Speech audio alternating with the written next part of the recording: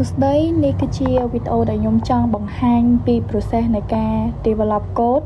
ហើយនឹងចូលទៅក្នុងការ deploy CI/CD ហើយនេះគឺជា example ថាយើងចង់កែនៅកន្លែងណាមួយនៅក្នុង application របស់ខ្ញុំអញ្ចឹងជំហានដំបូងគឺខ្ញុំនឹងចូលទៅកាន់ code តាមរយៈ visual code ហើយខ្ញុំនឹងកែកន្លែងដែលខ្ញុំចង់កែដូចជានៅកន្លែង header 1នេះគឺខ្ញុំចង់កែដាក់ my name is សំអាតជំនិនីហើយនៅខាងក្រោមគឺខ្ញុំចង់ដាក់ I am a senior of the University of Cambodia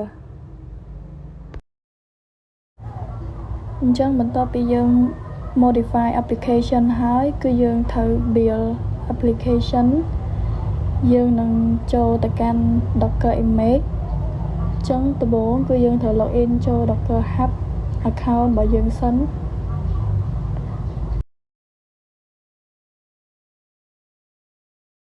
ចឹងនៅពេលដែលយើងបាន login ហើយគឺយើងត្រូវប្រើ command docker build ដើម្បី build application យើងទៅជា docker image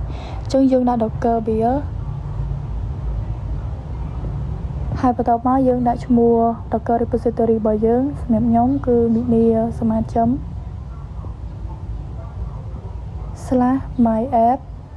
ហើយ tag របស់វាគឺ let's test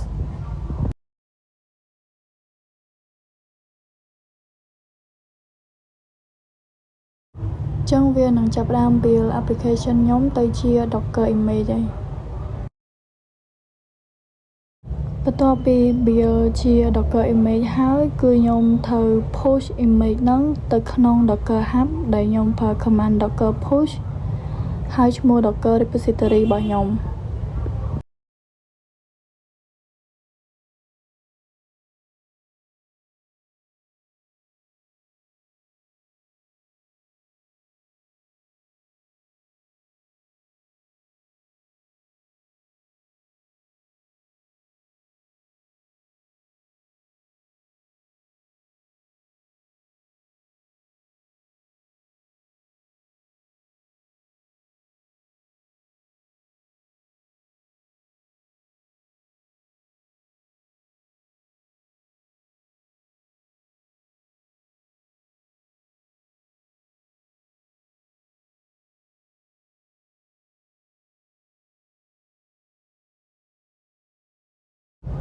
ចឹងនៅពេលដែលខ្ញុំ push ទៅ Docker Hub ជោគជ័យហើយ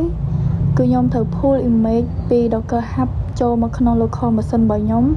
ដើម្បីខ្ញុំអាច run វានៅលើ local machine ហើយ test មើលថាតើ application របស់ខ្ញុំហ្នឹងគឺបានដើរហើយកែតាមអ្វីដែលខ្ញុំចង់បាននឹងអត់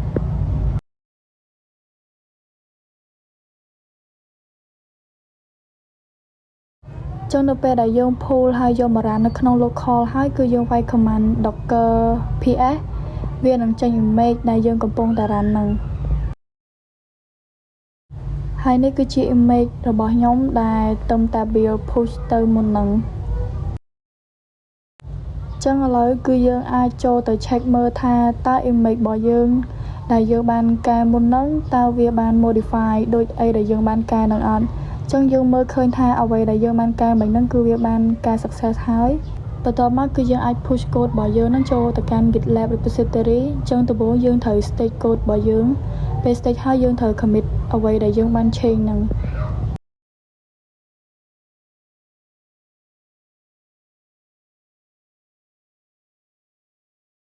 ចឹងបន្ទាប់មកគឺយើងអាច push អ្វីដែលយើង commit ហ្នឹងចូលទៅកាន់ GitLab repository របស់យើង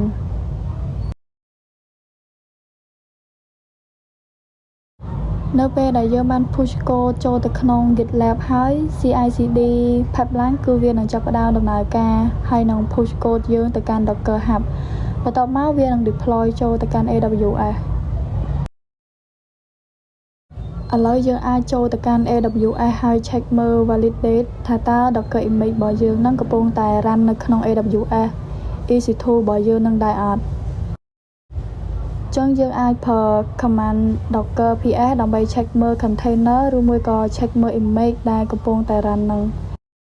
ហើយនេះគឺជា image របស់ខ្ញុំដែលកំពុងតែ run អញ្ចឹងគឺខ្ញុំអាចយក IP របស់ server របស់ខ្ញុំហ្នឹងទៅដាក់នៅក្នុង browser ហើយវានឹង load ចេញ web application របស់ខ្ញុំដែលទៅតែកែហើយ build push ទៅកាន់ Docker Hub ហើយ deploy ទៅកាន់ server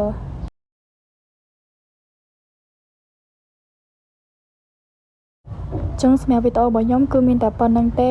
អរគុណ